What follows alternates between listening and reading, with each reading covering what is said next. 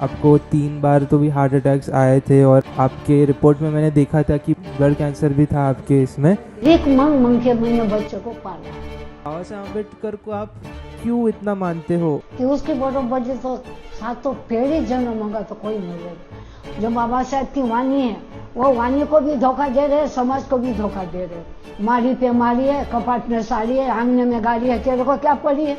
अरे पर तुम मरोगे तो क्या ले जाओगे? कि आपकी बच्ची अमेरिका में भी है अभी। मैं बताती, बंद करो। वो बंद किया क्या? अरे क्यों भाई, पैसों का घमंड चढ़ गया क्या? ये आज की पीढ़ी है। तुम्हारे बच्चे तुम्हारे, दूसरे के बच्चे क्या नाली के कीड़े हैं? मोबाइल निकाले और समाज की ऐसी की तैसी कर डाली। हमारे जमाने में मोबाइल थे, रेडियो थे, तब बच्चे बड़े नहीं हुए। अपनी समाज है ना, बहुत नालायक है। कुछ भी नहीं थे हम इस जग में, जीना सिखाया हमको। कैसे विपश्यना और मेडिटेशन ने आपके जीवन में इस सब चीज़ों को गुजरते वक्त आपकी मदद की है? देखो, पहली बार मेडिटेशन जब करा था मैंने। क्या आप अपना परिचय दे सकते हैं हमें? मेरी जन्मभूमि भी नागपुर की है। जन्म है बाड़ा बाबू, कमल टाकीज के बेटे। तो बाड़ा बाबू का जन्म है। हमें तो बचपन में कुछ पता ही नहीं चलता था कि धम्म क्या है। इधर घूमते थे, उधर घूमते थे। जो हमारी माता थी, हमारी माँ, तो हमारी माँ हमको वो ताजबाग में कहीं कहीं ले जाती थी। हमको उस टाइम धम्म का कुछ खबर ही नहीं था। तो जब मैं 10 साल की थी, उस टाइम में बाबा साहब दीक्षा भूमि पे आए और उन्हें धम्म का प्रचार दिया था। और समझो 10 फुट ऊंची थी वो, मेरे पापा से नहीं उठे और वो आके मेरे पापा के पाँव पे गिरी। तो मेरे पापा बहुत जोर से चिल्ला के उठे। तो मेरे दादा बाहर निकले और बोले, तूने बोले मेरे भगवान को उठाया। जब से बोले वो डॉक्टर भीमराव अम्बेडकर बोले, क्या दे के गया? बोले भीख तुम्हारे पल्लू में। बोले तो तुमने बोले भगवान तो अपने माँ बाप को भी फेंकना शुरू कर दिया। बोले तो गंदी गाली दी। तो उस टाइम मेरे पापा ने अपने बाप को झापड़ मारी, दादा को। तो मेरे दादा भंडारा चले गए। मतलब नागपुर से 5-6 घंटे, 4 घंटे के रास्ता है भंडारा। तो मतलब मेरे बाप की बहन थी, उसके पास गए। जब वो मरे तो मेरे पापा गए भी नहीं। कि बोले जिसने बाबा साहब को गाली दिया वो मेरा बाप नहीं, ये समाज का बाप है। बोले पूरे पुरसई का बाप है। बोले उनके रीति रिवाज थे, वो नागपंचमी आना, कोई त्योहार आना, ये करना वो करना। हमारे नाम भी कोई के हाथ से नहीं, किसी के पास देखा नहीं, खुद के मुंह से रखा है। ना कोई साधु संतों को ना हाथ दिखा, ना कुछ नहीं। मेरे बाप जैसा कट्टर तो मैं आज के भी जमाने में नहीं देखती हूँ। तो वही गुण मेरे में भर गए। जब मैं छोटी थी, 9 साल की, 10 साल की, उसी टाइम में शादी कर दी। तो उस टाइम मेरे को कुछ समझता नहीं थी, छोटी सी थी। और आदमी था तो 20-25-30 साल का था। तो वो मेरे को सही नहीं किया तो माँ बाप के घर छोड़ दिया। उसने दूसरी शादी करी। बाद में मैंने शादी करी। तो संसार में माने घर गृहस्थी में दिल ही नहीं लगता था।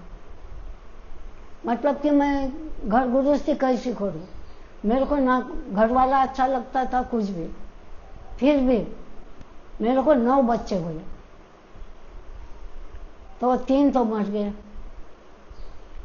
और 3 बेटे और 2 बेटी जिंदी रही।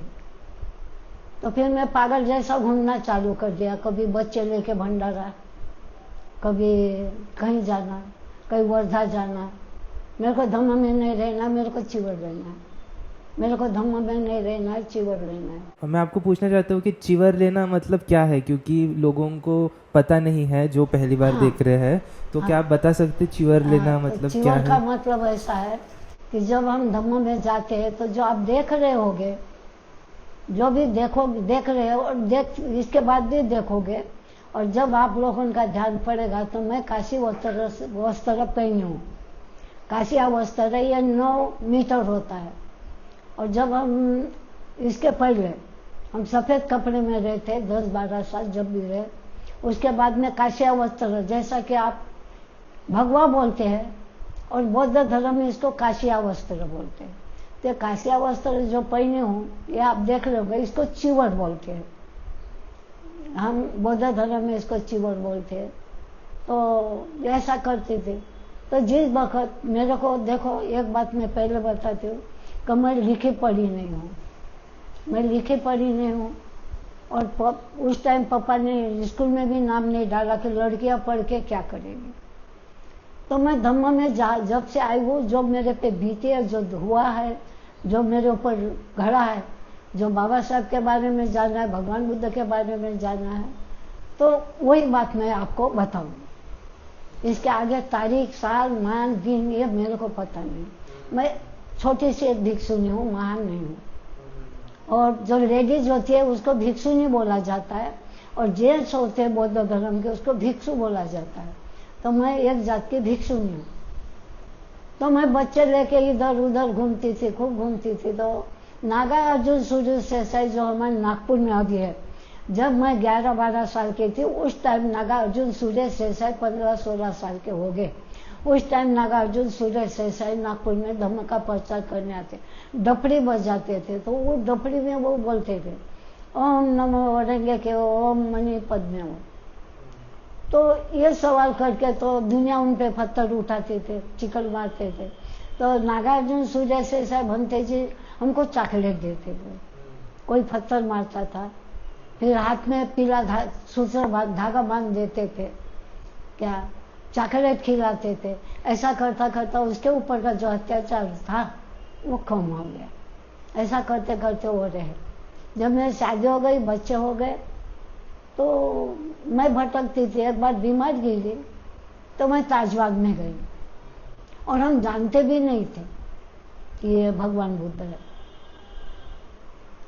तो मैं ताजबाग में गई, मेरा ये गला फूल गया था, तो मैं ताजबाग गई, वहाँ देखी तो वहाँ औरतें घूमती है। जब मेरे को होश आया, मैं माँ के साथ तो जाती थी, तब मेरे को होश नहीं था। जब होश आया, मैं जाती थी, तो मेरे को वहाँ अच्छा नहीं लगा। फिर किसी ने बताया कि आप अरे एलांगनी के पास जाओ, मद्रास। मैं एलांगनी के पास गई, और वहाँ भी मेरे को कुछ अच्छा नहीं लगा। फिर मेरे को किसी ने बताया कि तुम निस्तु बाबा के पास जाओ। तो मैं तो सच में बोलती हूँ कि बौद्ध धर्म के जैसा कोई धर्म मैंने आज तक देखा नहीं है। मैं किसी धर्म की बुराई नहीं करूंगी, पर मैंने जो अपने ऊपर बीती देखा है, निस्तु बाबा के पास मैं 1-1.25 महीना रही, और मेरे को कुछ अच्छा नहीं लगा। तो फिर मैं नागार्जुन सूर्य सेसाई ने मुक्ति आंदोलन निकाला था। उस टाइम मेरे को 4 बच्चे थे। तो वो मुक्ति आंदोलन में मैं गई, मुक्ति आंदोलन में गई। और भोपाल में ये भंते जी थे, करुणाकर भंते जी, भोपाल के। तो उनने मेरे तरफ देखा, बोले बेटा तू तो बहुत दुखी है, बोले बहुत भागती है, बोले इधर उधर, बोले। और मैं एक बात बताता हूँ, बोले बौद्ध धर्म अपना ले। तो मैं बोल ठीक है भंते जी, आप बोलते हो तो मैं मना लूंगी और ले लूंगी। तो उनने क्या करा, मेरे को हनागारी का ड्रेस दिया, सफेद सफेद साड़ी, सफेद ब्लाउज, और मैं हनागारी का गई। जब हम बुद्ध गया गए, तब से मेरे को तथागत की लोड़ लग गई। वो तथागत की मूर्ति वहां पे ऐसे कि जैसे अपने से अभी बात करेगी, भगवान बुद्ध ऐसे बात करेंगे। तो मैं उनके पास रोई के भगवान बुद्ध, माँ बाप के राज में भी हमने सुख नहीं भोगा है, आंग में कपड़ा नहीं देखा। उस जमाने की परिस्थिति ऐसी थी। वो सिंधी लोग पाकिस्तान से आए, उन्होंने हमको खाना दिया तो हम जिंदे थे। बाप की कमाई नहीं थी, शादी कर दिया वो भी आदमी दूसरे। मैं बुद्ध भगवान के ध्यान में इतनी लग गई, इतनी लग गई, इतनी लग गई कि मेरे को होश नहीं था। सुबह 5 बजे उठना, और वो तारे जैसे फूल चमकते सफेद, वो फूल तोड़ना, भगवान बुद्ध के विहार में जाना, चढ़ाना, आम नहाना धोना, बहुत बहुत बहुत। तो बच्चे बिछड़ने लगे। मेरे को ऐसा ध्यान आया कि नहीं, बच्चे बिछड़ने को नहीं होना, धम्म तो संभलना भी होना और बिछड़ने को भी नहीं होना। मतलब बिछड़ रहे थे, मतलब आपसे बिछड़ रहे थे कि मेरे से। आपसे बिछड़ रहे थे? हाँ, जैसा कि मैं धम्म में पागल जैसी हो गई थी ना, बोध गया देख के आई तो उनकी जो मूर्ति थी, मेरे को ऐसा लगता था उनके आग में से जैसा उजाला निकल रहा है, खूब हंस रहे हैं। तो मैं बोली ऐसा भगवान तो मैंने आज तक देखा नहीं। तो बच्चे के ऊपर से ध्यान हट गया। फिर मेरे को और बुद्धि आ गई, मैंने बच्चे हैं, मासूम है, कोई किधर जा रहा है, कोई रात तक भर नहीं आ रहा है, कोई पुल पे ही सो रहा है, 9-10 साल के, कोई 5 साल का, दोनों भाई भाग रहे। तो फिर मैंने वो बच्चे ले लेके मैं रायपुर, राजस्थान, रामगढ़, लक्ष्मणगढ़, फतेहपुर, सीकरी भीख मांग के मैंने बच्चे को पाला है। उसके बाद में उधर से मांगते मांगते फिर अकोला आई, अकोला से भूसाल गई, भूसाल से सूरत गई, सूरत से अहमदाबाद गई, अहमदाबाद से जूनागढ़ पहुंची। मेरे को जगह होना था बिहार बांधने के लिए, मेरे को जगह होना था बिहार बांधने के लिए। मेरे को ऐसी जगह के मालूम नहीं, जूनागढ़ में इसमें इतिहास में नाम आता है जूनागढ़ का, वहाँ अशोक राज्य का शिलालेख। आप विहार को कैसे बोलते हैं? जहाँ पे भंते जी लोग रहते हैं उसको विहार बोलते हैं, है ना? मंक्स जहाँ पे रहते हैं। हाँ, और हिंदू लोगों में मंदिर बोलते, पर वही मंदिर को हमारे बौद्ध धर्म में विहार बोलते, कोई टेम्पल बोलते हैं। हाँ, तो इसलिए मेरे को वहाँ जगह बहुत रमने को मिली।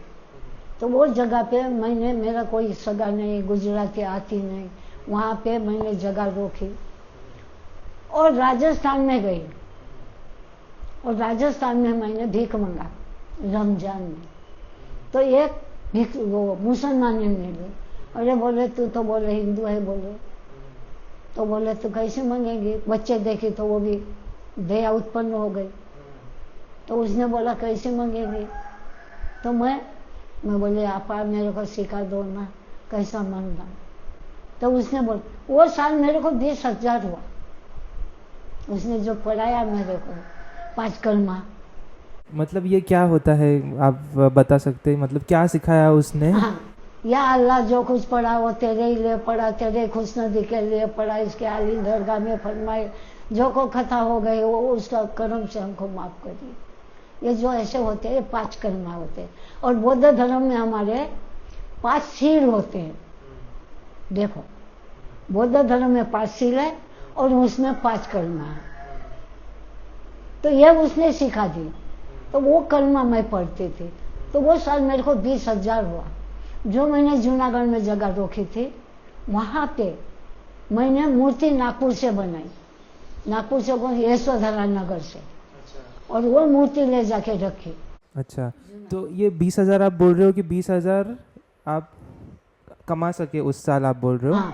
हाँ, कि आप ये शील का और ये कलम का पालन जो कर रहे थे उसकी वजह से। हाँ, अच्छा, उन लोगों ने, मुसलमान लोगों ने दान दिया। अच्छा, उन्होंने दान दिया हाँ, आपके इसके मतलब लिए? रमजान में क्या है, घर घर बस्ती बस्ती में घूमना पड़ता है ना, तो बच्चे को भीख मांग के बड़ा किया है मैंने। और वो जो अनागरी का कपड़ा था वो तो मैंने उतार दी, क्योंकि मेरे को विहार बनाना था। मैं तथागत को हाथ जोड़ के बोली कि भगवान तथागत मेरे को माफ करना, पर मेरे को कुछ यहाँ रखना है। मेरी गलती इतनी हुई कि 20,000 हुए। जो कपड़े भी बहुत मिलते मुसलमान में, कपड़े बहुत मिलते, 4-4 गट्ठे बन जाते थे, वो अजमेर में लाके बेचे। हाँ, तभी मेरे साथ 2-4 मुसलमान थे। तो वो पैसे, कपड़े के पैसे, जो ये मिला दान, ये पैसे ऐसे 20,000 खा पी के। मेरी गलती इतनी हुई कि मैंने बाबा साहेब की मूर्ति न रखते हुए तथागत की मूर्ति रखी। इसलिए मेरे ऊपर बहुत समस्या हुआ। लोग मारने को आते थे, रात को हमारी कुटिया तोड़ते थे। पर ये क्यों होता था? मतलब भगवान बुद्ध को पहचानते नहीं थे। उन लोगों ने सरस्वती माता बोलते थे। जो वो सरस्वती होती है ना, पढ़ाने वाली, ज्ञानी ध्यानी, गणपति की घर वाली, उसको समझ के पूजा करते थे। वहां पे कुछ भी लाके डालना, कुछ भी करना, उनको बताना कि भाई ये वो नहीं है, ये फलाना है। तो फिर कोई माँ तोड़ने को चाहना मूर्ति, बोले सरस्वती नहीं है तो इसको क्यों रखना, ये कौन है। फिर पुलिस में रिपोर्ट करे कि ये मूर्ति उठा के ले जाओ। किसने? जो वहां का सरपंच था जूनागढ़ का, जो अम्बेडकर नगर का। तो मूर्ति उठाने के लिए गाड़ी आई और डीएसपी की गाड़ी आई, क्योंकि उसका मानते थे ना, उसके हाथ में होता है। तो वो आए, मूर्ति उठाया। तो मेरा लड़का आया, मैं पकड़ रही थी, तो मेरा लड़का आया तो बोले माँ, बोले पुलिस की गाड़ी बड़ी गाड़ी है बोले, और बोले छोटी भी गाड़ी है, पब्लिक जमा हो गई। तो उस टाइम तो मेरे आंख पे चिवर नहीं था, वही थे सफेद कपड़े। मैं बोले क्या है साहब? तो बोले मूर्ति किसने रखा? मैंने रखी। तो बोले आपने अकेली ने रखा? मेरे मुंह से निकल पूरी बस्ती थी। तो बोले वो उन लोगों ने रात को दशहरे के दिन रखा, और हमने माँ बेटे ने उठा के रखी, पत्थर रखे ऐसे खुले मैदान में। तो भी 1 एकड़ जमीन है, बहुत रखी थी, पर मेरे पे अत्याचार करके सब ने ले ली। तो बोले ये मूर्ति क्यों रखा है, किसकी? मैं बोले सब बस्ती वाले थे। तो वो सब खड़े हो गए, हमने नहीं बोले, हमने नहीं बोले, हम कब मूर्ति रखने को आए? बोले हमने तो मूर्ति रखा ही नहीं। तो मैं बोले देखो ठीक है, आपने नहीं रखा ना, पर मैं बोली साहब आप पढ़े लिखे हो, कहाँ कहाँ पढ़ने गए होंगे, और आपको हर इतिहास में ये जो मूर्ति है यह सरस्वती की नहीं है, तथागत की है, और ईश्वर के भगवान है, मेरे नहीं। मतलब वो नहीं चाहते थे कि वहाँ पे जो भगवान को वो जानते नहीं उनकी मूर्ति रखे।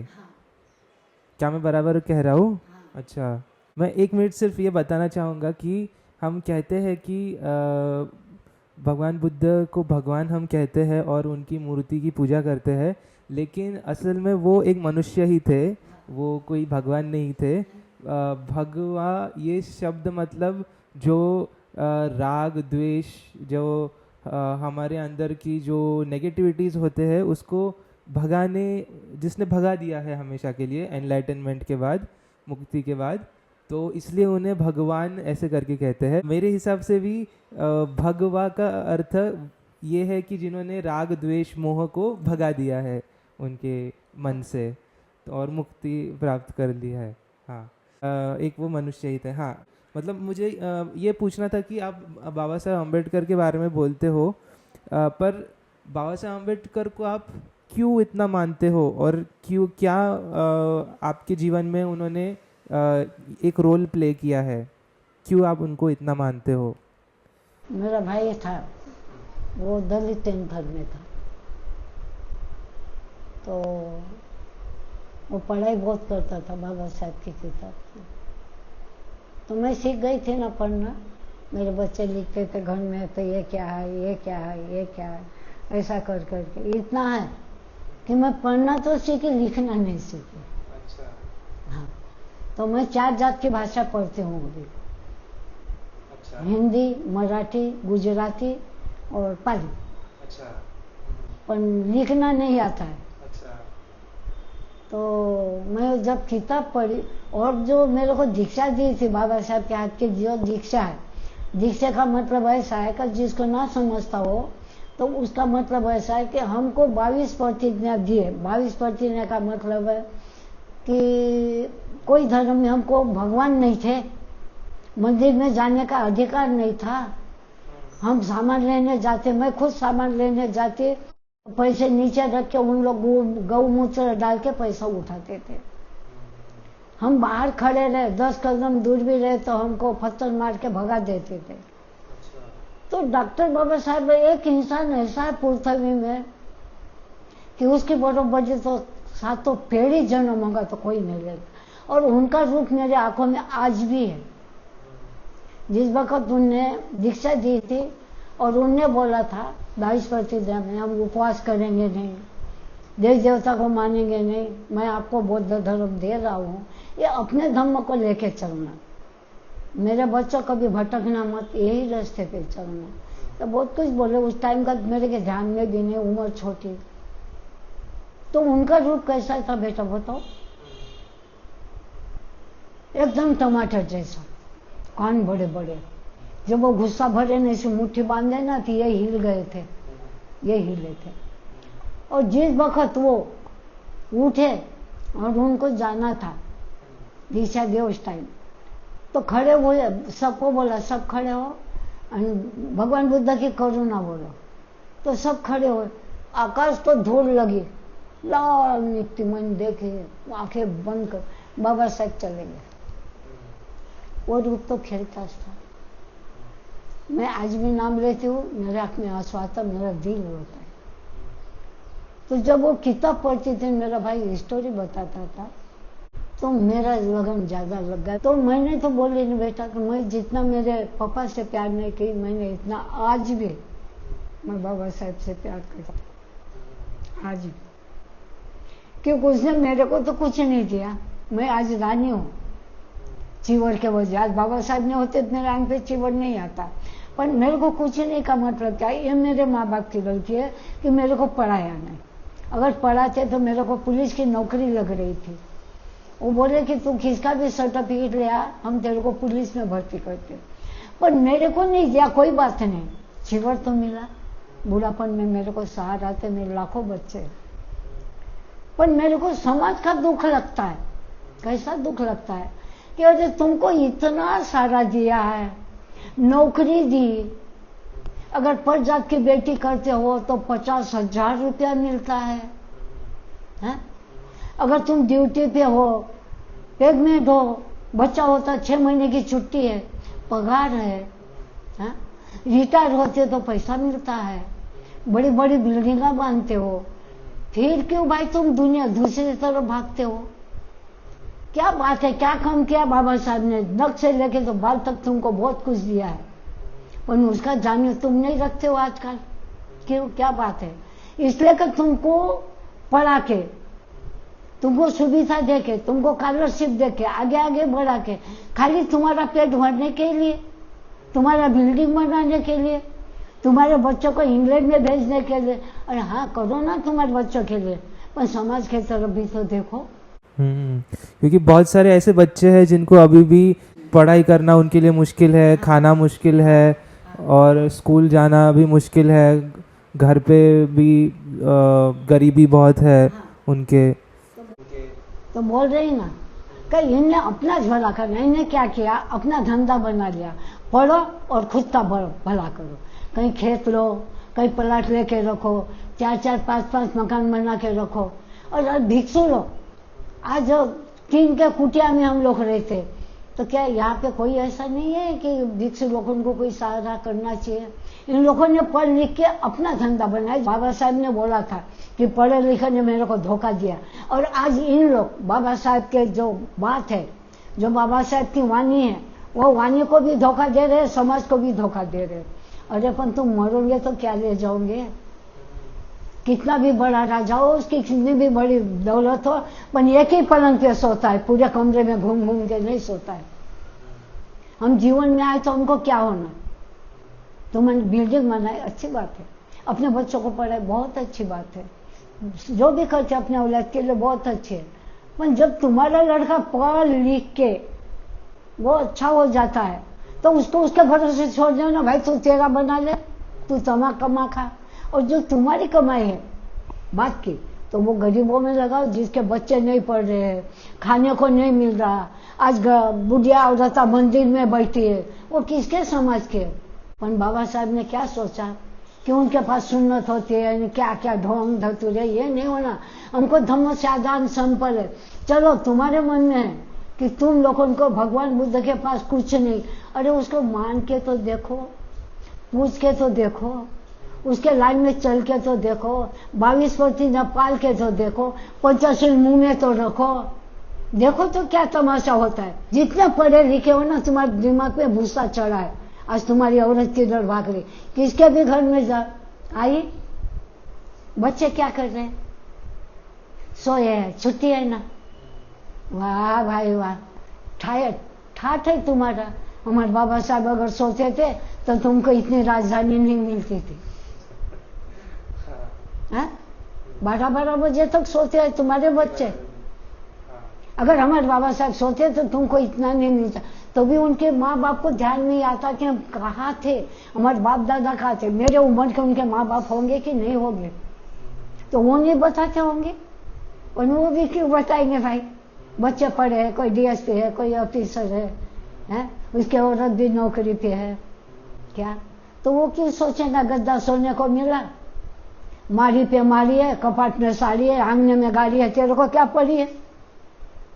और मैं आपको ये भी पूछना चाहता हूँ कि जैसे आप खुद नहीं पढ़े लिख पाए थे, आपने पढ़ना सीखा है, लेकिन आपके लिए शिक्षा का क्या कितना महत्व है, क्योंकि आपने अपने बच्चों को भी सिखाया है ना, पढ़ना लिखना जितना आप सिखा सके।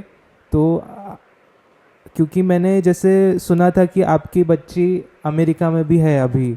बाबा साहब ने एक बात बोली थी, शिक्षित बनो, संगठित बनो और संग्रह करो।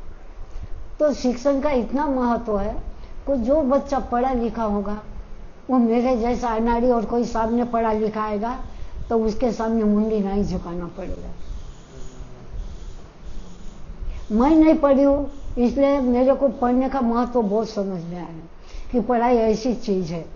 कई इंसान, जब मैं बुद्ध गया जाती हूँ तो उन लोग अंग्रेजी में बोलते, तो मैं सोचती हूँ कि पहले की पढ़ाई अगर मैंने करी होती तो मैं भी इंग्लिश बोलती थी।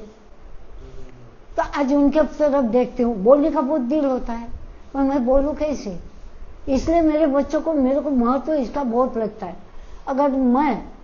अगर थोड़ी भी अगर बाबा साहब के कृपा से पढ़ी लिखी होती तो मैं झोपड़पट्टी के बच्चों को खुद पढ़ाती थी। लेकिन क्या करूँ, मैं बिन पानी की मछली जैसी तड़पती। अगर कोई चीज देख लेती, अभी हमारे इनको बौद्ध बोलना भी झूठ लगता है मेरे को। जो बौद्ध होता है वो बाबा साहब के बोलने के लाइन पे, उनके लाइन पे चलते हैं।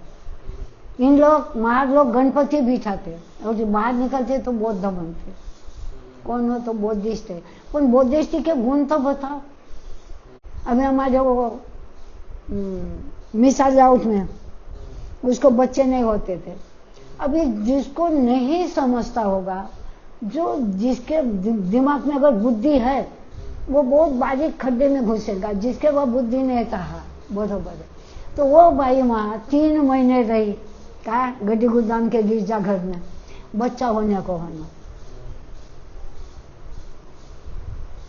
भाई अगर आदमी बिगड़ बच्चे होते तो भगवान, आदमी की जरूरत क्या थी, क्यों भगवान नहीं दे देते। पर आजकल भगवान इन लोगों ने नहीं समझता है, पढ़े लिखे हैं। मैं जैसे अनाड़ी नहीं, आज मैं अनाड़ी समझ गई हूं कि नहीं ऐसा नहीं है। पर इन लोग आखे अंधविश्वास में घुसे, पूरे के पूरे अंधविश्वास में। मेरे को तो लगता है बौद्धिस्ट तो बोलते हैं ना, तो चारा ने बौद्धिस्ट है, सच बोलते हैं। बाबा साहब ने जो बोला था कि पढ़ो लिखो, संगठित बनो माने सबको एक बनो। पर यहाँ से एक घर में से निकल के दूसरे को नहीं मिलता, दूसरे से मिलके अरे क्यों भाई, पैसे का घमंड चढ़ गया क्या। हाँ, हकीकत पैसे का घमंड। अपन घर में जाओ, जब मेरे को हार्ट अटैक आया, मैं घर घर में दान के लिए घूमती थी, तो उनके घर में कौन बोलता है, घर वाले नहीं, कुत्ते बोलते हैं। वो इंसान को नहीं पालते, कुत्ते को पालते हैं। तो बाबा साहब ने यही बोला था क्या, कि कुत्ते को पालना, गेट बंद करना, यही बोला था।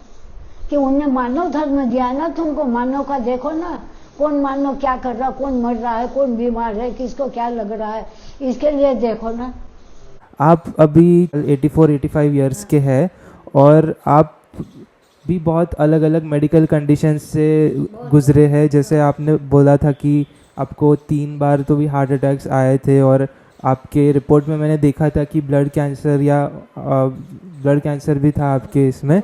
लेकिन मेडिटेशन ने आपको, आपने जैसे बताया है कि बहुत मेंटली स्ट्रांग बनाया है और शक्तिशाली बनाया है। तो मैं पूछना चाहूँगा आपसे कि कैसे विपश्यना और मेडिटेशन ने आपके जीवन में इस सब चीज़ों को गुजरते वक्त आपकी मदद की है। देखो पहली बार मेडिटेशन जब करा था मैंने, मेरे को तो देखो बेटा शांतनु, शायद आप झूठ मानोगे, तो जो बाई की बीमारी होती है ब्लड की, वो मेरे को बहुत थी, और वही जरिया से मेरे आदमी ने मेरे को छोड़ दिया था और बच्चे लेके जूनागढ़ गई थी। तो मैंने मेरे अंग में से वो चालू ही था, जो भीख मांगी वही बीमारी थी, सूख गई थी मैं, इससे भी बहुत खराब हो गई थी। पर वो मूर्ति, तथागत की मूर्ति, जो भी सुने कान लगा के सुने, ध्यान से सुने, मेरी भावना से सुने, जो कुछ मैं बोल रही हूँ, चाहे आपके मन में हो तो विश्वास रखना, चाहे न हो तो मत रखना, क्योंकि मेरा पूरा विश्वास भगवान तथागत पे है। तो जो मूर्ति रखी न रखी, मेरे आन से पूरी बोला गई कि आपके आन से माने वो बाई का जो बीमारी होती है वो खत्म हो गई। मूर्ति रखी न रखी, मूंगली टेढ़िया होना, आंखों में कीड़े आना, हाथ पाँव में कीड़े आना, वो आना शुरू रहा, पर जो बीमारी थी बाई की बीमारी ब्लड, वो खत्म हो गया था। और फिर रह गई थी कमजोरी। अब वो कमजोरी में मेरे को ये बीमारियां खाती है। अब आपको तो मालूम है, खून में भी है, मेरे नागिन भी हो गई थी, क्या हार्ट अटैक भी आते, लॉकडाउन से पेट में भी दर्द है, तो भी मेरे को तथागत के ये मेडिटेशन से, मेडिटेशन माने 10 दिन का होता है, गोइंका का, वो हर जगह पे मेडिटेशन के केंद्र खुले हुए हैं। अगर कोई भी बीमार हो, माइग्रेन के हो या कोई भी तकलीफ हो, तो इसमें आराम लगता है। हाँ, मतलब मैं कहना चाहूँगा व्यूअर्स को इस पॉइंट पे कि मेडिटेशन ज़रूर हमारी बहुत हेल्प करता है इन चीज़ों से जब हम गुज़रते हैं, लेकिन हमने डॉक्टर की तरफ भी हमने ट्रीटमेंट लेनी चाहिए जो डॉक्टर से हम लेते हैं।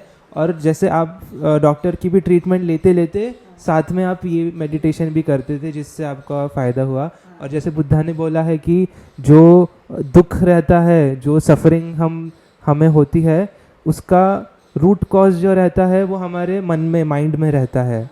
तो कहीं ना कहीं इन दोनों का मतलब मेडिटेशन करके हमें ज़रूर, जैसे आपके जीवन में हम देख सकते हैं कि हमें फ़ायदा होता है कहीं ना कहीं, और ये हमेशा हमने करना चाहिए। देखो मेडिटेशन भी ऐसा प्रकार का ऐसा ही नहीं है कि अपन केंद्र में जाओ मेडिटेशन करो। आप कुर्सी पे बैठ के भी कर सकते हो, सोते सोते भी कर सकते हो, चलते चलते भी कर सकते हो। हाँ, मतलब ये सिर्फ 10 दिन का नहीं रहता है, उस 10 दिन के बाद में भी आपको अपने जीवन में करना चाहिए। रोज जब भी हमें टाइम मिला, सुबह शाम हो, तो हमने ज़रूर वो करना चाहिए। वहाँ जाते केंद्र में वो 10 दिन का होता है, तो वो आप साल में 2 साल में कभी भी कर सकते हो। और ये अपना चलते जीवन का है मेडिटेशन, चलते बैठते सोते, तो उससे क्या होता है, एकाग्रता रहती है, तो फालतू इनमें जान नहीं जाती। पर जो होने का है वो तो होता ही है। तथागत थे, वो भी बीमार पड़ते थे, तो वो भी झाड़ पत्ती की दवा लेते ही थे। हाँ, तब की जड़ी बूटियाँ जो भी रहती थी वो बुद्धा लेते थे, और साथ में विपश्यना मेडिटेशन वगैरह भी सब करते थे। इतना रात दिन मेडिटेशन करके भी तो बीमार पड़ते थे ना। तो वो कुदरत का नियम है कि हमें कभी ना कहीं हो सकता है बीमार हम पड़ सकते हैं, लेकिन जो हमसे हो सकता है वो हमने ज़रूर कोशिश करनी चाहिए स्वस्थ रहने की। मैं आपको पूछना चाहता था कि धम्म ये क्या होता है आपके लिए? आप बता सकते हो कि धम्म ये क्या है, और आपके लिए ये धम्म क्या है एग्जैक्टली? अब मेरे अनाड़ी मन से मैं बताऊं, अब जो पाली पढ़ते उनको मालूम, पर मेरे अनाड़ी के मन से धम्म का मतलब है कि अपन पंचशील पे चलते हैं, पंचशील पे चलते हैं, और उसका एकाग्रता अपने मन में होता है, अपन डरते हैं हर बात को, है ना। तो शायद धम्म वही हो सकता है, और उसका नाम धम्म, धर्म नहीं, धम्म। तो यह पंचशील एक वजनदार चीज है। पंचशील आप बता सकते हैं कि क्या है? कि मेरे हिसाब से वो 5 मॉरालिटी से रिलेटेड चीज़ है, जो झूठ नहीं बोलना, चोरी नहीं करना, किसी की हत्या नहीं करना, और ये सब चीज़ें। मतलब पाण्याची पाता वेरवणी सिक्कापदम समाधियान। पाण्याची पाता मतलब प्राणी, प्राणी की हिंसा नहीं करूंगा, चाहे कीड़ी हो, मकोड़ा हो, गाय हो, भैंस, कोई भी चीज, माने जितने में भी जान है, कीड़ी का, मकोड़े का, हर चीज का, इसकी हम हिंसा नहीं करेंगे। अजीर्ण दाना वेरवणी मतलब कि हम किसी की चोरी नहीं करेंगे, हम किसके झाड़ का फूल भी नहीं तोड़ेंगे। दाने जैसी कोई भी चीज जो है आपकी हम नहीं उठा सकते हैं, तो उसका मतलब है अधीन दाना वेरमणि सिक्कापदम समाधि। कामे सुमिचाचारा वेरमणि, इसका मतलब यह है, कामे माने हम अपने काम में, अपने धम्म में, अपने सिर में गुम रहने वाले इंसान, हम किसी की निंदा नहीं करते, हम किसी की चुगली नहीं लगाते, इसकी बात उसके पास, उसकी बात उसके पास। दूसरी बात कि हम अपने धम्म माने सिर को पकड़ के हर चीज है, इसको ही धम्म बोला गया, तो ये नहीं करना चाहिए।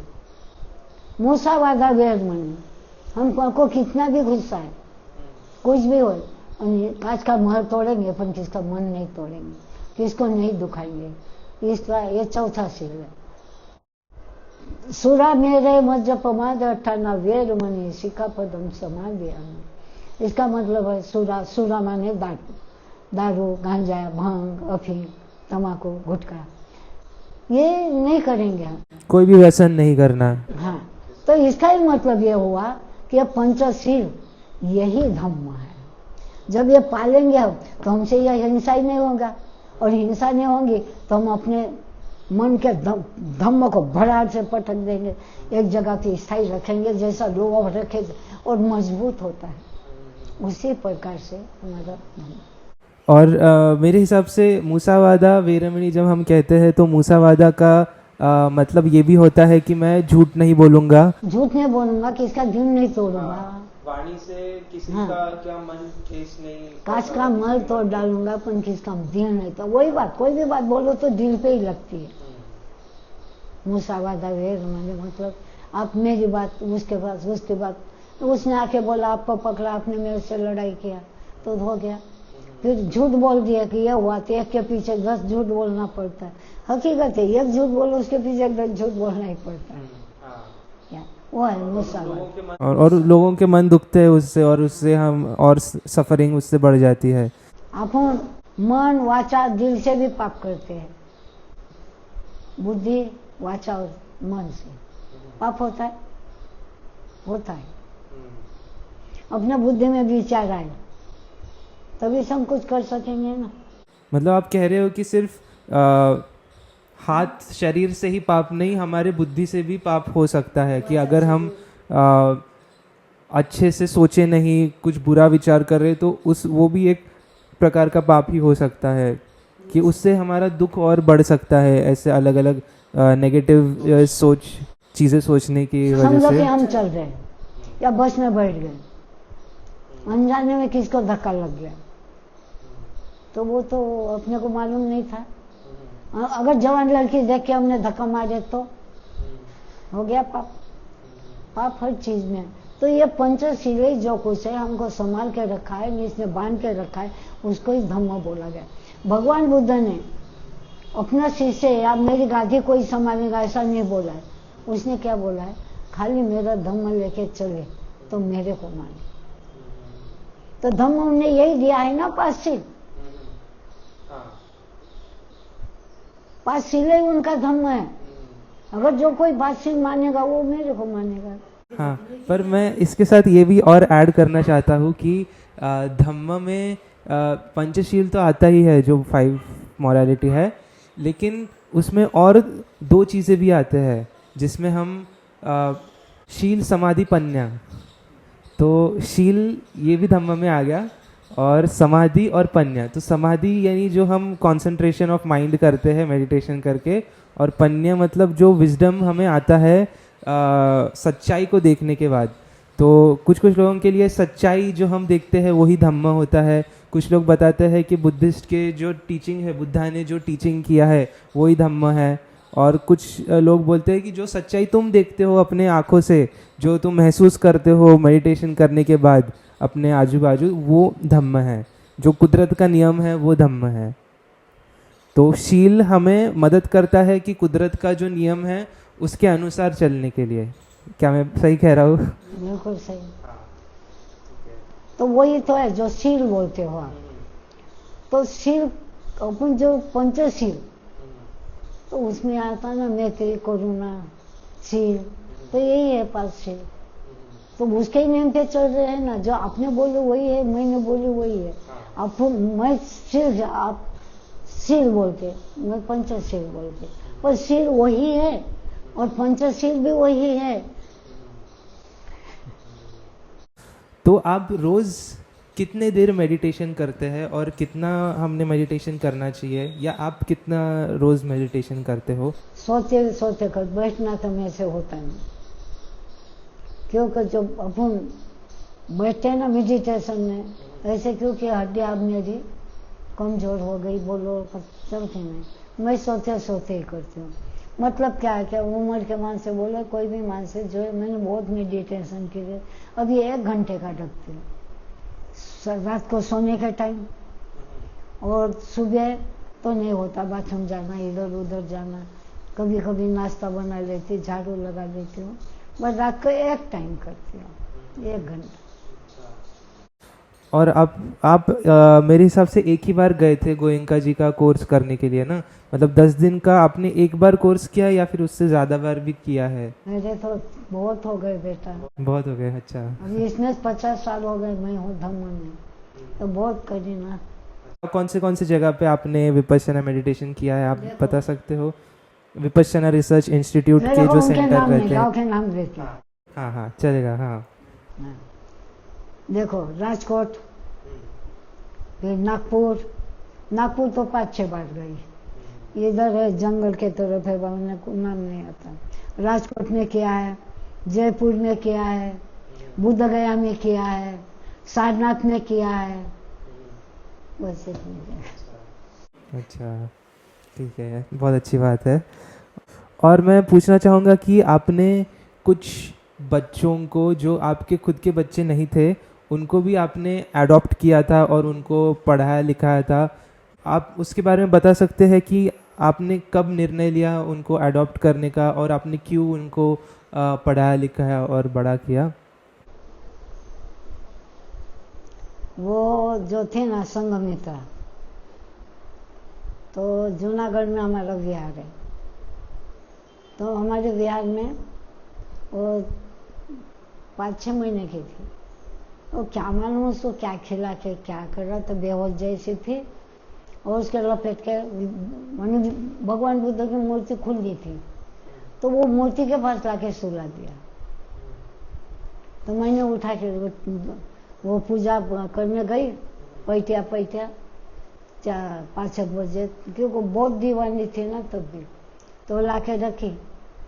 तो मैं बोली सफेद कपड़े में क्या लाके रखा, पहले लोग तो मूर्तियाँ टूटे तो वहाँ घर का कचरा हो वहाँ, पूजा पाठ करे वो सब वहाँ, भगवान बुद्ध के पाँव के पास।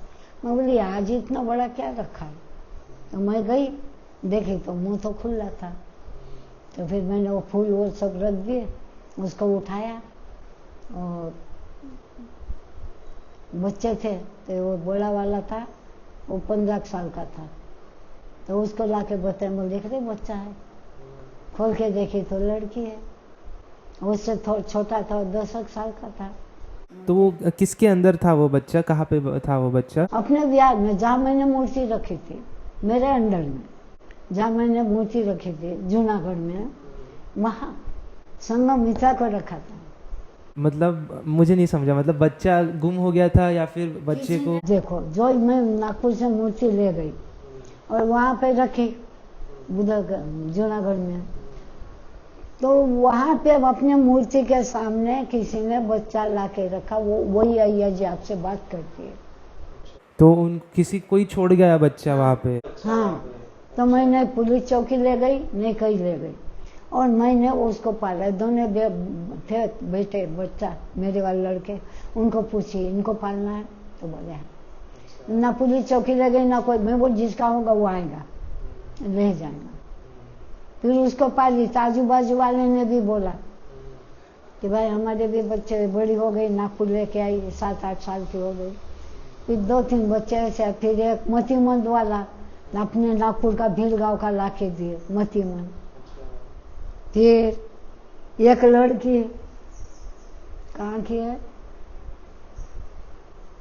सुगत नगर, सुगत नगर के एक लड़के, बच्चे को देख के बच्चे लाने लगे। और विशाखा को देख के 3 बच्चे वहां के आए। कहाँ के, गुजरात के। तो फिर पाली, तो मेरे को बच्चे वाले भिक्षु नहीं बोलते आज भी। अच्छा।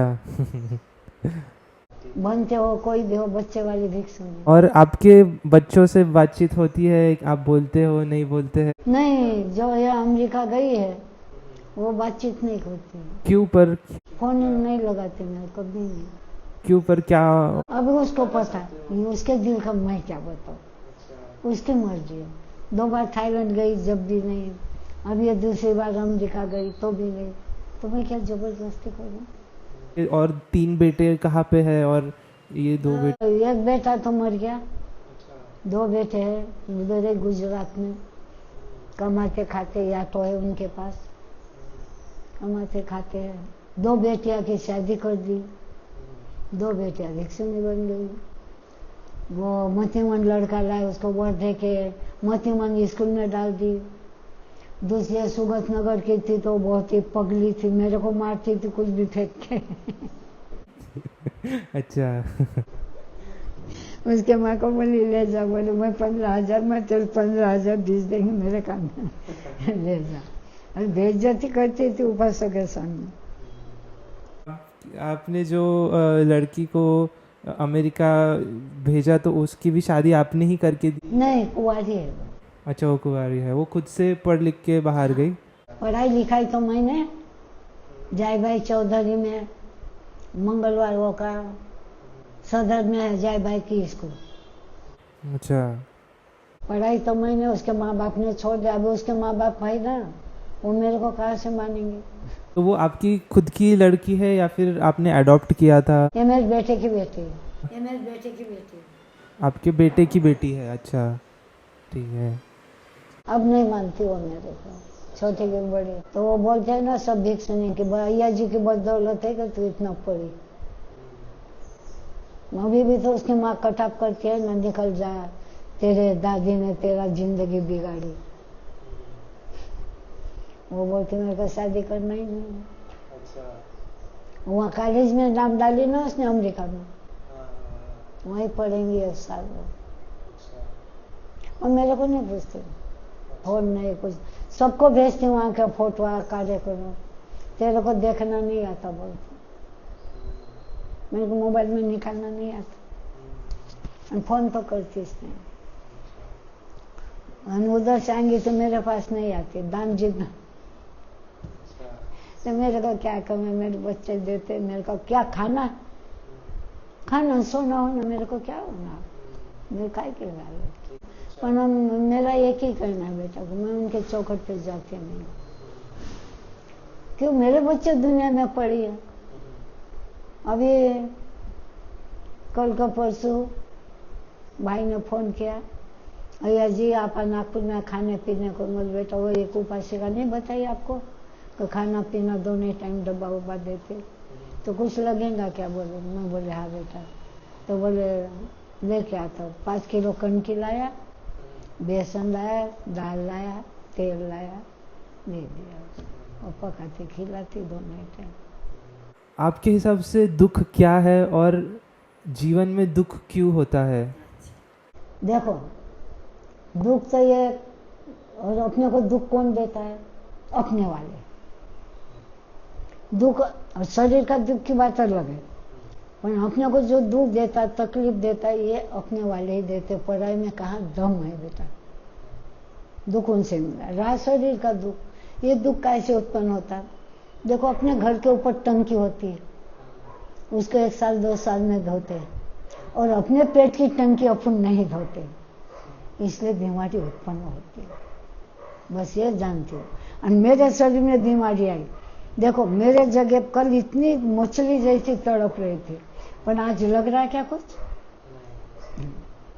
तो इसमें क्या है, एक मेडिटेशन का जोर, दूसरी बात दुख को मैं मेहमान समझती हूँ।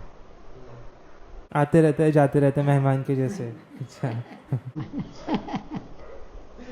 शरीर के टंकी को साफ करना मतलब आप कैसे उसको एक्सप्लेन या बताओगे कि कैसे लोग शरीर के टंकी को, एक मन की टंकी जो है उसको हम साफ कर सकते हैं मेडिटेशन करके, और ये शरीर की टंकी जो आप बोल रहे शरीर की जो टंकी है अपने, उसको साफ हम करते ही नहीं, तो इसके लिए जुलाब लेना पड़ता है ना।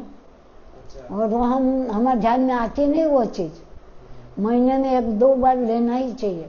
और हम क्या, देखो मतलब जुलाब लेना मुझे नहीं समझा क्या। देखो एक चूर्ण आता है, अच्छा, मतलब पेट साफ तुम्हारा होना चाहिए। तो वही तो टंकी है अपने अनाज जाने की। अगर वहाँ कुछ चिपक जाता तो उसमें कुछ उत्पन्न होता है, उसमें हमको बीमारी पैदा होती है। हर चीज में वो टंकी है। और जो बीमारी आती है वो तो मेहमान है, आना जाना चालू है।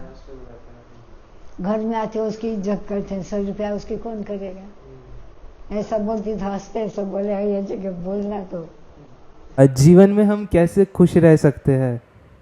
जीवन में खुश, किताब पढ़ना चाहिए। दूसरी बात, नहीं मेरे को नहीं लगता कि हम जीवन में खुश कैसे, जब तक हम कुछ पढ़ नहीं सकते तब तक जीवन में खुश नहीं रह सकते। क्यों? कि हर बात हमारे मन में घुटते रहती है। और आप पढ़ाई करते रहो ना, तो आगे क्या होगा, आगे क्या होगा, आगे क्या होगा, तो उसमें मन लग जाता है। और बाद में जो मन की शंका है, मन में जो विचार आते हैं, जिसका तथागत ने माठ बोला है, वो खत्म हो जाते हैं। मेरे को अनुभव किताब से, बाकी कोई से। मतलब आप कहना चाहते हो कि जो किताबों से जो हमें ज्ञान मिलता है उससे कहीं ना कहीं हम खुशहाल मार्ग पे चलना सीख सकते हैं।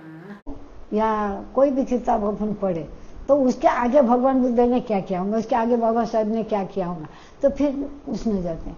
दूसरी बात मेरी खुद की, दूसरे की नहीं।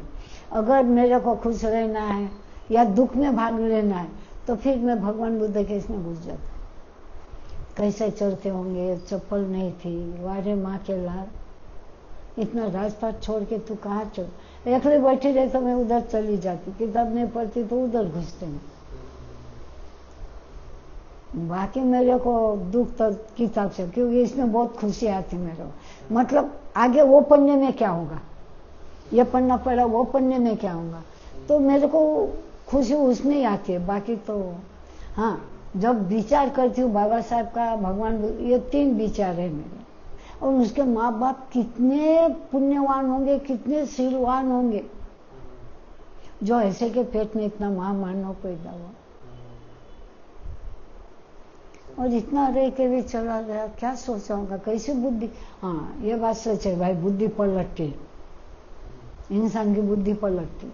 इंसान की बुद्धि पलटती है मतलब अगर मैं देखो मेरी बुद्धि कैसी, जब मैं हैंडसम थी, 50 साल के पहले, 40 साल के पहले, तो मैं बहुत भिक्षुनी को बोलती थी कि मेरे साथ चलो, अपन एक घर पैदल यात्रा करें और एक घर से धम्म बांटेंगे।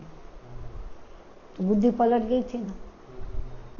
मन में विचार रहा, बुद्धि में विचार रहा था पहले, फिर वो मन कंट्रोल करता है। तो मैं उनको बोलती, ऐसी बुद्धि पलटती है। अब मेरे को आना है नागपुर, तो मेरी बुद्धि काम करेगा कि ये कर, ये पीछे कंट्रोल रूम है ना, वो कंट्रोल रूम काम करता है। आप बता रहे थे कि एक बार कि आजकल के भिक्षुनी या भिक्खु कैसे रहते हैं, तो आप क्या कहना चाहोगे कि आजकल के भिक्खु और भिक्खुनी कैसे होने चाहिए और उन्होंने कैसे रहना चाहिए। वो मन के क्या वो तो शुरू है। वो काट दूंगा मैं अगर आपको नहीं सही लगा। मैं पहले थोड़ी बात बताऊँ, थोड़ी बात, फिर अच्छा लगे मैं बताती, बंद करो। सकारात्मक कुछ आप बोलना चाहोगे अब आजकल के भिक्खु भिक्खुनी के लिए। मेरे पास सवाल ही नहीं है। सील में कोई नहीं, सील माने कोई में नहीं। जो नई पीढ़ी के बच्चे हैं और जो गृहस्थ है आप उनको क्या मैसेज देना चाहोगे और उनको क्या बोलना चाहोगे? जो देखो, आज जो बच्चे हैं वो समाज का एक बहुत बड़ा स्थान है बच्चों को। पर माँ बाप क्या कर रहे हैं आजकल के जो बच्चे हो रहे हैं, तो माँ बाप क्या कर रहे हैं, वो भारत के बच्चे हैं, बेटी हो या बेटा हो, पर आजकल के माँ बाप क्या कर रहे हैं, मोबाइल हाथ में देते हैं। बच्चा पैदा हुआ तो उसके पास मोबाइल रख देते, वो गाना सुनते रहता और माँ काम करते रहती। तो क्या हमारे जमाने में मोबाइल थे क्या? हमारे जमाने में मोबाइल थे, रेडियो थे, तब बच्चे बड़े नहीं हुए। आजकल की बाया को इतनी तकलीफ क्यों है? घर में नौकरानी रहती है, बर्तन घसने को अलग, अरे ले लो बाबा साहब का जमाने का माल खा लो, गाल बड़े बड़े कर लो, पर तुमको बच्चे भी संभालना नहीं होता है? मोबाइल उसके हाथ में, 12-12 बजे तक बच्चे सोते। किसका राज है? बाबा साहब का।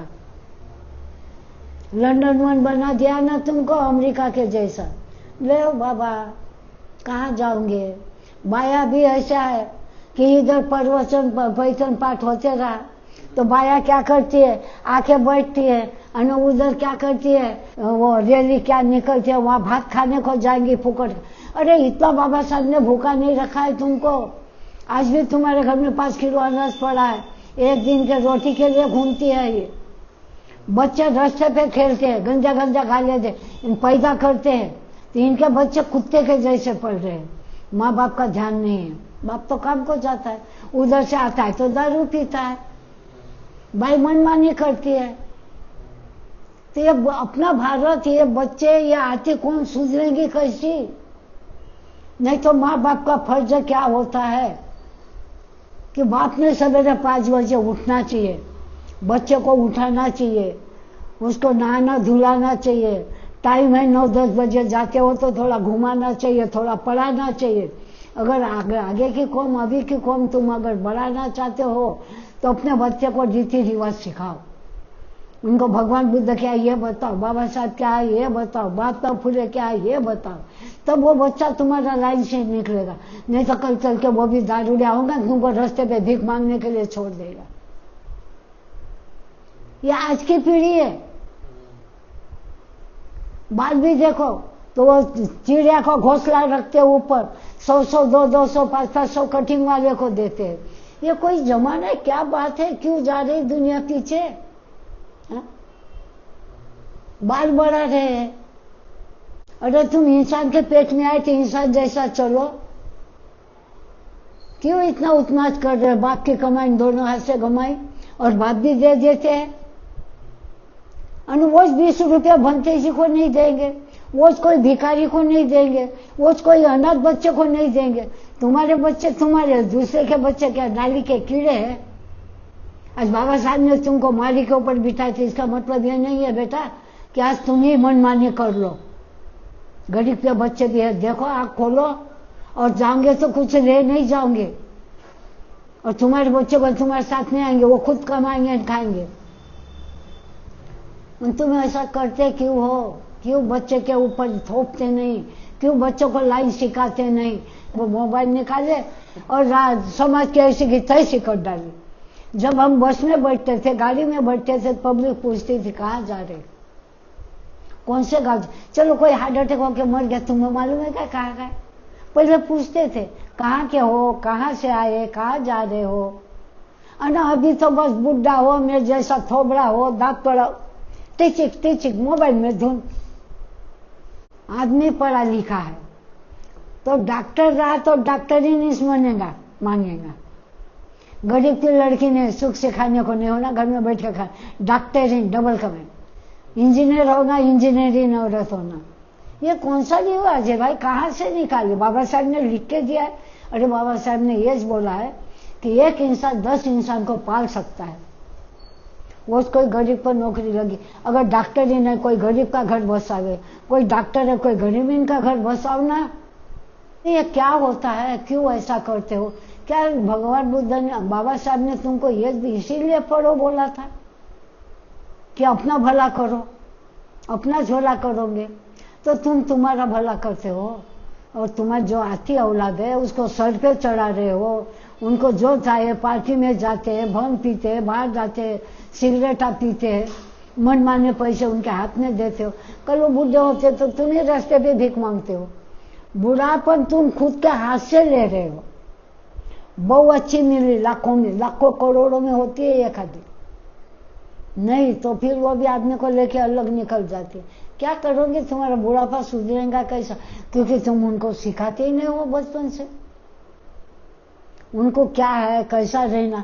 जितने भी पढ़े लिखे लोग हैं, ना ये बाबा साहब को मानते हैं, ना उनके राह पे चलते हैं, ना उनके वाणी को मानते हैं, ना बाबा साहब की लाइन बच्चों को सिखाते हैं, ना उनके बच्चों को जल्दी उठाते हैं। ये आलसी बना रहे हैं। ये जो समाज अभी की पैदा है ना, ये आलसी है, आलसी। तो बाबा तुम बुढ़े होंगे तो तुम्हारा क्या होगा आगे? तुम्हारा सोचो ना कि हमारे बच्चे मेहनती नहीं होंगे, हमारे बच्चे अच्छा कानून कायदा धम्म का बाबा साहब की वाणी नहीं सुनेंगे, तो हमारे बच्चे को भाई तुमको फालतू टाइम में किताबा पढ़ो, बाबा साहब की पढ़ो, भगवान की पढ़ो। पर नहीं मानते बेटा, बहुत समझाते हैं। और आज बोलने का मौका, सबसे ज्यादा अपने समाज नीची है, बहुत नीचे, बहुत हलकट, बहुत देशरम है, बहुत देशरम है। सारा सुनते इधर, अंदर घुसते उधर, नीम के लगते जिगर आधे इधर और आधे उधर। जीना सिखाया, मारी दी, पढ़े लिखे हो गए हो, पर तुम्हारे ज्ञान कब आएगा? अगर आपका जीवन शैली आपने लिखा रहता तो उस जीवन शैली का क्या नाम होता? उसका तो बहुत बड़ा काम होता। मैं अनाथ बच्चों को पढ़ाती, बौद्ध धर्म का बहुत सिखाती, बाबा साहब का पढ़ाती, उनको ये देख। सपना तो बहुत बड़ा था मेरा, बहुत छोटा सा रह गया। याद बनाई और मेरे जीवन में मैंने 5-6 बच्चों को पाल कर बड़ा किया। तो उम्मीद तो बहुत थी, पर अब अभी भी उम्मीद बहुत है कि मैं ये करूँ, मैं वो करूँ, पर उम्र के मान से, बीमारी के मान से कुछ नहीं। अगर पढ़ी लिखी रहती तो मैं बता नहीं सकती कि मैं क्या करती, क्योंकि उस टाइम के उमंग एक दूसरे होते। और जब पढ़ी लिखी नहीं हूँ तो थोड़े उमंग थे, तो थोड़ा करके बताया है। और जिनको मालूम है, जिसने देखा है वो जानते हैं, जिनको मालूम नहीं है वो नहीं जानते। पढ़ाई लिखाई के लिए तो मैं आज भी कभी कभी रोक देती हूँ। जब मेरे को बाबा साहब के गीत याद आते हैं तो मैं खुद बोलती हूँ, खूब बोलती हूँ। फिर मेरे को रोना था कि अगर मैं लिखी पढ़ी रहती तो हकीकत में लिख के रखती। 2-3 शब्द आप बता सकते हो कि आपने क्या लिखा रहता? आपकी जीवन शैली का नाम कोई 2 शब्द या 1 शब्द या 3 शब्द, आपके जीवन शैली का क्या नाम रहा रहता? बुक का टाइटल जो हम देखते हैं, क्या रहा रहता? वो किताब का नाम क्या रहा रहता? आपकी किताब का नाम, आपकी जीवन की किताब का नाम क्या रखा रहता आपने? भीम की बेटी शांताबेन। पर आपका नाम तो सुप्रिया है ना? ये तो भिक्षु संघ में आई जब ना, भिक्षुनी बनने के बाद भिक्षु संघ ने आपका नाम दिया था। ठीक है, जाने से पहले आपको कुछ कहना है? आप कुछ शब्द हमारे व्यूअर्स को जो देख रहे हैं उनको कुछ कहना है, मैसेज देना? क्या कहूँ, मेरा तो इतना ही कहना है कि जो अपनी समाज है ये बहुत उल्टे रास्ते पे चल रही है, बहुत उल्टे रास्ते पे। मेरे कहने का मतलब है कि जो कोई भगवान नहीं दे सकता वो बाबा साहब ने दिया, उसको क्यों पब्लिक भूल रही है? बस इतना कहना चाहती हूँ। क्या किया है? कॉलेज खोला है, अनामत सीट दी है, मतदान का हकदार बनाया है, कि बाया को ड्यूटी दी है, बाई को पाव की चप्पल बांधते थे, आज उसको सम्मान दिया है। अरे प्रधानमंत्री बाबा साहब ने जिस वक्त संविधान लिखा है तो पहले प्रधानमंत्री इंदिरा गांधी लेडीज बनी है। ऐसा कुछ दिया है क्या मेरे को? मेरी बीमारी 2 घंटे में या 1 दिन में मीठा देता तो मैं आका जीवन कुर्बान कर दूंगा, पर वो तो कुछ देता नहीं। हमारे समाज पागल क्यों हुई? झूले देते हैं, अरे बाबा साहब को दो तो अनाथ बच्चे पढ़ेंगे। पूर्णिमा के दिन दीक्षा भूमि पे नहीं आते, अमावस को नहीं आते। अरे जो बाबा साहब ने दिया और जिसके भरोसे आप कमा के खा रहे हो वो क्यों दे रहे हो? उनके चोटे खा रहे हैं। कौन से गुंड में घूमे वो? बाबा साहब की औलाद होती तो ऐसा कभी नहीं करते। बहुत बोलने का मन करता था, क्या मुंह सड़ा ना मुंह सवादा देर बोले। पढ़े लिखे, चलो अनाड़ी की छोड़ो, पर पढ़े लिखे एसपी डीएसपी प्रोफेसर है, पुलिस वाले दरोगा, इनको अक्ल ही नहीं है कौड़ी की। सबसे ज्यादा अनामत किसको है? भंगी लोगों को। वो बाबा साहब को नहीं मान रहे। सबसे ज्यादा अनामत किसको है? आदिवासी को। वो नहीं मान रहे। लिखा है, जो संविधान में लिखा है वो मिलता है, कोई अपने घर से नहीं देता है। दुनिया को क्या बोलना? अपनी समझ पागल है तो दुनिया को क्या बोलना? अपना सोना खोटा रहा तो दुनिया को क्या बोलेंगे?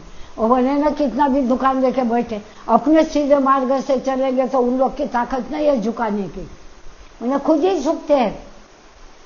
वहां से भला होता है। कमाई मत कर, घर में बैठ, देखती कैसा भला होता है। बाबा साहब के नाम पे, भगवान बुद्ध के नाम पे आज इतनी उम्र हो गई, 32 का 38 तो बीमार है मेरे शरीर में, फिर भी शेर जैसी ढकरती हूँ।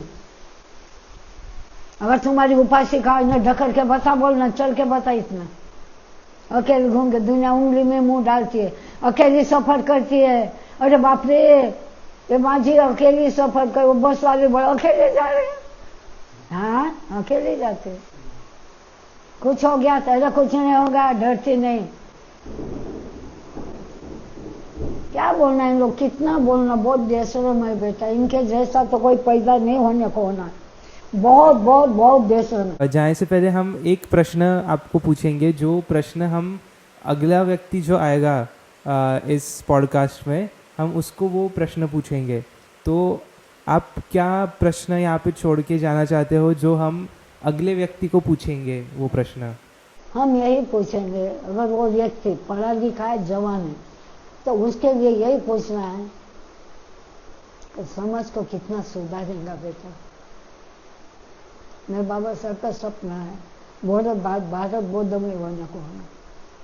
तुम समाज में कितना खड़ा रह सकते हो? बस यही सवाल है मेरा कि आप समाज के लिए कितना खड़ा हो सकते हो। कितना समाज को दान माने तुम्हारे शरीर का, क्या कर सकते हो समाज के लिए? समाज के लिए क्या कर सकते हो, ये प्रश्न है। हाँ, बस यही मेरा प्रश्न। क्यों कि मैं मर भी जाऊंगी ना बेटा, तो मेरा यही रहना कि बाबा साहब का सपना बहुत अधूरा है, बहुत अधूरा है। अपनी समाज है ना, बहुत नालायक है।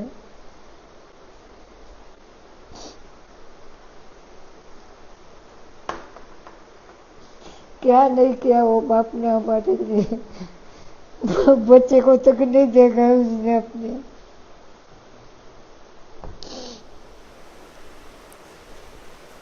पानी पानी ये गाना बताती हूँ, बंद है ना? नहीं, शुरू है। जीना सिखाया हमको ओ बाबा भीम ने, कुछ भी नहीं थे हम, कुछ भी नहीं थे हम इस जग में, जीना सिखाया हमको ओ बाबा भीम ने।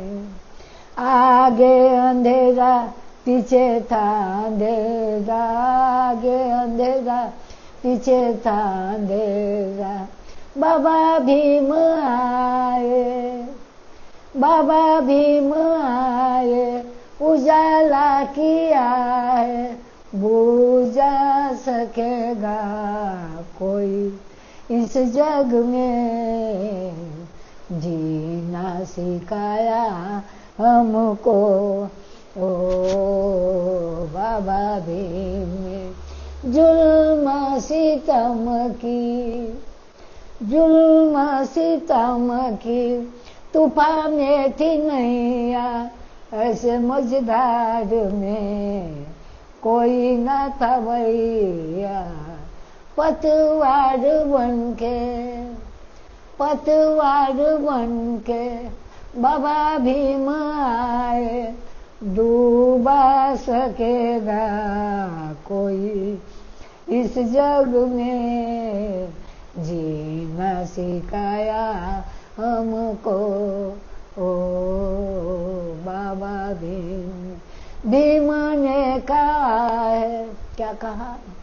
भीम ने कहा है, सीधे राह चलना, भटकते रहोगे इस जग में, जीना सिखाया हमको ओ बाबा भीम। जय भीम, नमो बुद्धाय। धन्यवाद। जय भीम, नमो बुद्धाय। आपका बहुत बहुत धन्यवाद इस पॉडकास्ट में आने के लिए। हम उम्मीद करते हैं हम अगली बार भी कुछ नए टॉपिक पे बोल पाएंगे आपके साथ। तो धन्यवाद आपका आने के लिए।